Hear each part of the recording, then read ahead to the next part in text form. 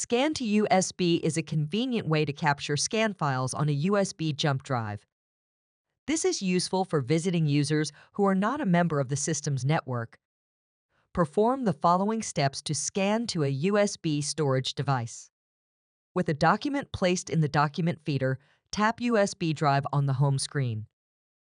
To store the scan in a USB storage device, connect the USB storage device to the USB port on the eStudio. Then, wait a few seconds. Tap Scan to USB in the upper right corner of the touchscreen. Tap File Name. On the File Name pop-up screen, input the name for the scan file and then click OK. Tap Send As on left and then tap the PDF drop-down arrow on top right of the screen. Select the desired file format for the scan job. Tap Scan to complete.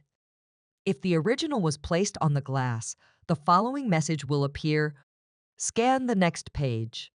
Cancel job. Finish the job.